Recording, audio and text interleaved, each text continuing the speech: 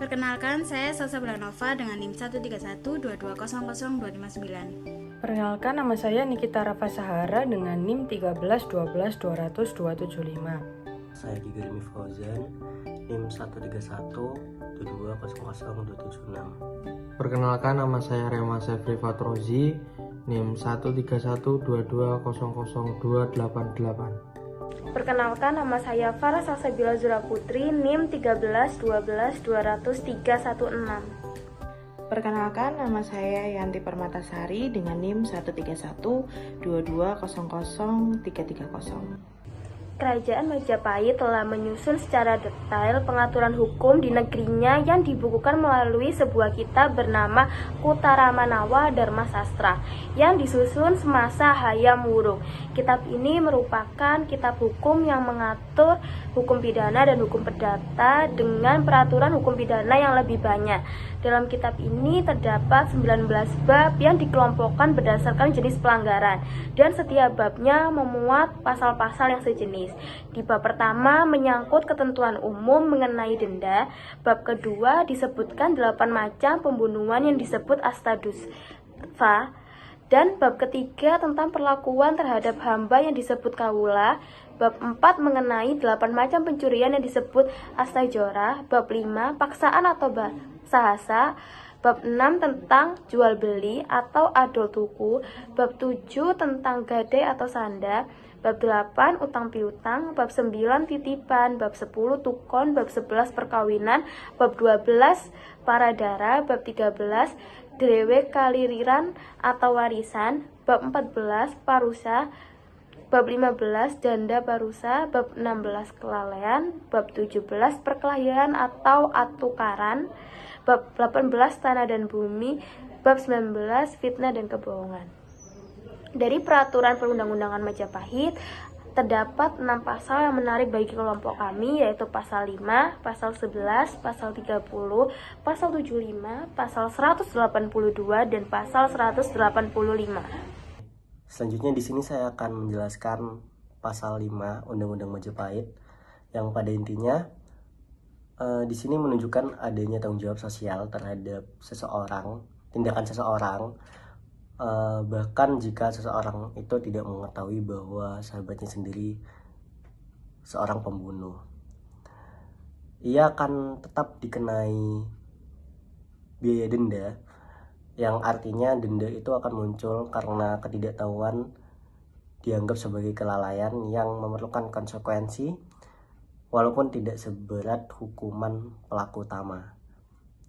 Kalau semisal dikaitkan dengan hukum di Indonesia, prinsip ini ada kemiripannya, tetapi penerapannya berbeda. Semisal di dalam KUHP, seseorang umum tidak dapat dipidana atas tindakan orang lain hanya karena bersahabat atau berhubungan dengan mereka, terutama jika tidak ada bukti keterlibatan langsung atau pengetahuan tentang kejahatan yang dilakukan oleh pelaku. Tetapi semisal memang dikaitkan dengan di undang-undang yang baru kayak di pasal 55 KUHP, yang di sana intinya mereka yang dapat menjerat orang atau yang membantu menyembunyikan, mengetahui perbuatan jahat tapi tidak melaporkan, artinya hanya dalam keadaan tertentu jika ada pembuktian peran atau keterlibatan seseorang dapat dijatuhi hukuman. Nah, kalau di pasal 55 KUHP seperti itu. Selanjutnya, kelompok kami akan membahas tentang pasal 11 di Perundang-undangan Majapahit. Isi dari pasal 11 tersebut adalah siapapun, guru, anak-anak, orang yang telah lanjut usianya, brahmana, cendekiawan, dan semua orang yang dipandang pendeta seperti kata orang banyak, jika melakukan tatayi atau kejahatan, kemudian perbuatannya itu terbukti, maka ia akan dikenakan hukuman mati. Perbuatan mana yang disebut tatayi itu? Seperti membakar rumah orang, terutama membakar rumah raja yang sedang berkuasa, meracuni sesama manusia, menendung sesama manusia, mengamuk, memfitnah raja yang berkuasa, dan merusak kehormatan wanita. Barang siapa menjalankan salah satu dari 6 kejahatan di atas, tidak layak diampuni oleh raja yang berkuasa. Jika kesalahannya terbukti, maka dijatuhi hukuman pidana mati tanpa proses apapun. Menjatuhi pidana mati kepada penjahat di atas tidak akan mengakibatkan malapetaka bagi sang Prabu, bahkan termasuk salah satu dharma yang tak boleh dihindarkan oleh seorang raja. Nah, dari isi pasal 11 tersebut dapat kita simpulkan bahwa di era Majapahit, pemerintahnya tidak segan untuk memberikan hukuman mati kepada terdakwa yang telah terbukti melakukan tindak pidana yang salah satu contohnya adalah merusak kehormatan wanita. Hal itu berbeda dengan apa yang terjadi di era sekarang. Sebagaimana kita ketahui, ada beberapa kasus pemerkosaan di mana terdakwanya justru bisa bebas dari segala hukuman yang telah dituntutkan kepadanya. Sebagai contoh, pada 2020 lalu, di wilayah Pengadilan Negeri Lubuk Basung, ada seorang ayah yang mencabuli anaknya sendiri, dan berdasarkan vonis akhir dari hakim, ayah atau si terdakwa tersebut justru bisa bebas dari segala tuntutan. Sedangkan si ibu korban hingga saat ini masih berjuang untuk keadilan bagi anaknya. Dari kedua hal tersebut, bisa kita simpulkan bahwa di era Majapahit, pelaku bisa langsung dihukum mati tanpa melalui proses apapun dan tidak akan mendapatkan ampunan dari raja yang saat itu sedang berkuasa. Namun di era sekarang di wilayah Indonesia, pemerintah terkesan untuk berhati-hati dalam menjatuhkan pidana mati terhadap terdakwa. Karena pemerintah berpendapat bahwa kita juga perlu menghormati hak asasi manusia yang dimiliki oleh terdakwa tersebut, tak terkecuali hak untuk hidup. Namun kita juga perlu memperhatikan hak asasi manusia yang dimiliki oleh korban. Korban pun juga berhak untuk mendapatkan kesamaan di mata hukum. Dan dalam hal ini, vonis akhir yang diberikan oleh hakim yang saat itu sedang bertugas terkesan tidak menghormati hak asasi manusia dari korban tersebut. Dengan demikian, dapat disimpulkan bahwa meskipun hukuman yang diterapkan pada era Majapahit terkesan terlalu vulgar karena tidak melalui proses dalam pemeriksaan si terdakwa tersebut, namun hukuman yang dijatuhkan di era sekarang pun juga terkesan kurang memberikan keadilan, karena sebagaimana kita ketahui seharusnya korban bisa mendapatkan keadilan tersebut di pengadilan negeri yang seharusnya memberikan kesamaan di mata hukum bagi semua pihak yang berperkara. Selanjutnya saya akan menjelaskan terkait pasal 30 Perundang-undangan Majapahit yang berbunyi, jika ada hamba suami istri melahirkan anak di rumah tuannya atau di desa lainnya atau dimanapun juga, anak itu disebut anak besi. Menurut ajaran para cendekiawan, anak hamba selamanya menghamba. Demikianlah anak hamba itu kemudian akan menghamba pada anak tuannya juga dan harus melunasi utang ibu bapaknya secara adil. Utang itu dibagi rata antara anak besi itu. Itulah undang-undangnya. Pasal 30 ini menjadi menarik karena kesenjangan sosialnya sangatlah kelihatan dan tidak bisa dipatahkan sama sekali. Terbukti dari anak budak yang akan selamanya menjadi budak dan harus mengabdikan hidupnya untuk anak dari tuan ibu bapaknya. Menurut kelompok kami, kesenjangan sosial merupakan masalah keadilan yang berkaitan dengan masalah sosial karena adanya suatu ketidaksesuaian atau ketidakseimbangan sosial yang ada di kehidupan suatu kelompok sosial, sehingga menjadikan suatu perbedaan yang sangat mencolok, seperti suatu keadaan di mana orang kaya mempunyai kedudukan lebih tinggi dan lebih berkuasa daripada orang miskin. Adanya kesenjangan sosial ini dapat mempengaruhi keberlangsungan hidup sehari-hari, hingga menyebabkan kurangnya rasa peduli antar sesama dan adanya kesenjangan kualitas sumber daya manusianya, seperti kurangnya motivasi dalam diri karena beranggapan bahwa yang kaya akan semakin kaya, sedangkan yang miskin akan semakin miskin. Contohnya, kesenjangan antara masyarakat golongan atas dan golongan bawah, kesenjangan antara desa dan kota, dan kesenjangan ekonomi. Pada kenyataannya, setiap orang mempunyai hak yang sama terlepas dari latar belakang, ras, dan sebagainya. Akan tetapi beberapa orang ada diperlakukan secara istimewa dan yang lain diperlakukan secara tidak adil. Sehingga ketidakadilan inilah yang harus diperbaiki dengan mendukung sistem peradilan yang adil dan membangun budaya hukum yang kuat agar setiap orang diperlakukan secara adil sesuai dengan hak dan kewajibannya, serta dapat menghormati dan mentaati hukum yang telah berlaku. Terciptanya keadilan sosial adalah ketika orang yang mendapatkan perlakuan yang adil di berbagai bidang seperti hukum, politik, ekonomi, dan budaya. Selanjutnya, saya akan menjelaskan terkait pasal 75 dalam Undang-Undang Majapahit. Pasal 75 dalam Undang-Undang Majapahit ini menggambarkan hukuman yang sangat keras bagi pelaku pencurian, terutama jika dilakukan pada malam hari, dengan asumsi bahwa pencurian pada malam hari dianggap lebih serius karena dilakukan dalam kondisi yang lebih sulit untuk ditangkap dan sering dianggap sebagai tindakan yang lebih mencerminkan niat kejahatan. Jika dibandingkan dengan hukum pidana di Indonesia, hukum tersebut sangat berbeda dalam pendekatan terhadap kejahatan. KUHP yang berlaku saat ini menekankan proporsionalitas dalam penjatuhan hukuman dan memandang hukuman mati sebagai hukuman yang sangat jarang diterapkan, khususnya untuk kasus pembunuhan berencana atau kejahatan serius lainnya yang melibatkan kekerasan ekstrim, bukan pencurian. Seperti pencurian di dalam KUHP bisa dikenakan hukuman penjara atau denda, tergantung pada nilai barang yang dicuri dan keadaan khusus lainnya. Pendekatan ini didasari oleh konsep perlindungan hak asasi manusia dan hak untuk hidup. Selain itu, Undang-Undang Majapahit tidak memandang situasi khusus yang mungkin apa sih yang menyebabkan seseorang melakukan pencurian. Nah, sementara di dalam hukum modern terdapat asas keadilan yang mempertimbangkan terhadap motif serta kondisi sosial pelaku yang memungkinkan hakim untuk mempertimbangkan aspek-aspek lain di luar sekedar fakta perbuatan. Dengan demikian, menurut kelompok kami, perbedaan utama adalah pada pendekatan terhadap nilai keadilan yang bersifat lebih manusiawi dalam hukum pidana modern, serta pemisahan hukum yang lebih proporsional berdasarkan tingkat keparahan kejahatan yang dilakukan. Selanjutnya, berdasarkan pasal 182 Undang-Undang Majapahit, jika dalam perkawinan suami istri ingin mencampur harta milik yang dibawanya masing-masing ketika kawin, percampuran itu tidak dibenarkan sebelum 5 tahun. Nah,